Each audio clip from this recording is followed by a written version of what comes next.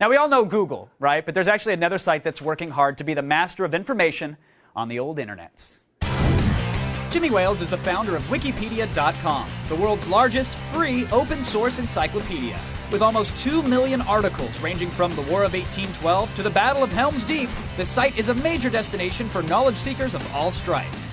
But an online encyclopedia isn't the only thing on Jimmy's radar. His new project, Search Wikia, has been called Google's worst nightmare. An open-source, user-driven search system that aims to be more powerful than Google without all the advertising. But just as Wikipedia has come under fire for being biased or inaccurate, some critics fear that Search Wikia could fall victim to the same fate. Is Jimmy Wales at the forefront of the user-generated generation, or is he a symbol of the internet's power to misinform? Check out my wiki. Huh? You like that, don't you? It's The Loop.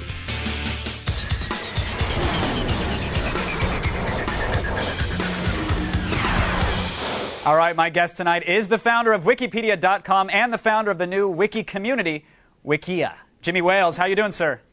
Doing good. Thanks for having me on. Oh, it's a pleasure to have you on. I mean, we use your service daily is an understatement here. We use it by the minute.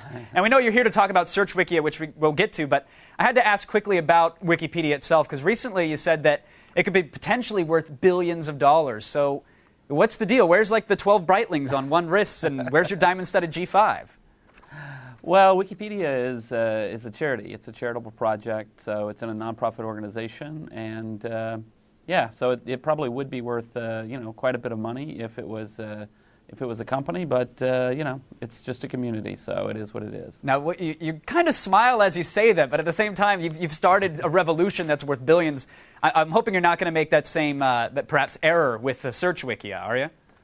Well, I don't know. I don't necessarily consider it an error. I think it was a very successful concept for Wikipedia, but I definitely think that different kinds of projects should be organized in different kinds of way. Launching the search engine is going to take a huge amount of resources, thousands of machines to crawl the web. So there didn't seem to be any way to do it in that way. So doing it as a normal company this time around. Good. So you can make the billions of dollars when the site matures, right?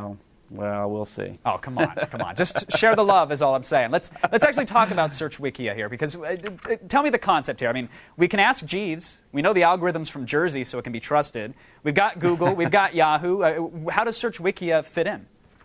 Well, so the main thing that we're doing is I'm a big believer in transparency and openness. And so just as with Wikipedia, you can see how it's made, warts and all. It's constructed with an open public process using all open source software. That's exactly what we want to bring to search is let's publish all the algorithms. Let's have mass community participation in the editorial decision making. It's really to bring that full Web 2.0 vibe to search. Now, when you say the editorial decision-making, when has, because in the past, I don't know that editorial decisions have been part of search engine results, have they? Sometimes to a certain extent, but it's actually, in a certain way, it's a lot like it's been top-down. So you've had search directories like Yahoo, where the people in the company would construct it. To me, that's the same model as people constructing Britannica.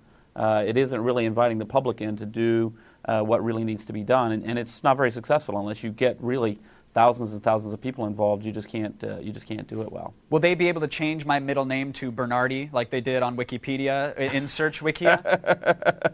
We'll tell them to behave. Okay, please do. But now here's the real question though: if search is transparent and it's participatory and it's based on open source software, then I mean, we've seen what certain services have done to Google in terms of gaming the system and manipulating it.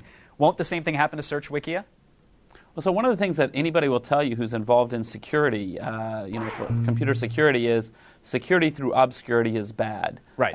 If you have open algorithms, people can test them, examine them, debate them, academics can study them. It's going to result in a much stronger system overall. I mean, we trust PGP because it's a published open standard that lots of people have tried to crack and failed. If you've got some encryption that you don't understand, you never know if somebody's got the key or whatever. So you're saying put it all out there, expose it all. If they find a flaw, we'll fix it rather than someone privately exploiting it. Exactly. And that's what goes on right now. It's a constant battle to keep that thing secret. I think there's a better way.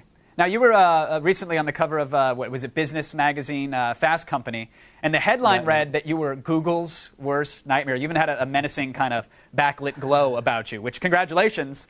But, I mean, should Google be afraid of you, Jimmy? You know, I don't know. The magazine cover made me chuckle. Well, my mom bought 10 copies, so, you know, that was pretty good. Of course. But now, does your mom think Google needs to be on the lookout?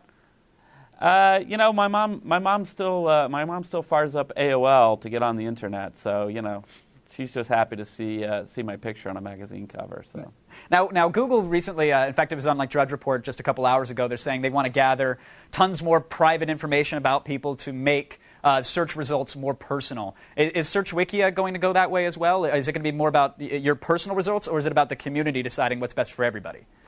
Yeah, so I'm not really convinced that personalization is really the way to go, but it is an interesting and difficult trade-off that all of us face, really. You know, when you want to get something from the web, it is useful to share information about yourself, but it's also very dangerous. And I think we need to be, as citizens, really thinking hard about what kind of information do you really want Google or any company to have, you know, every piece of information about your behavior. Right. It can be a little bit scary if you think about it. I'm startled by what happens when it tries to guess my search based on previous entries. That little drop box comes down, and I'm like, you know, wow, got to clear that before the neighbors use my machine.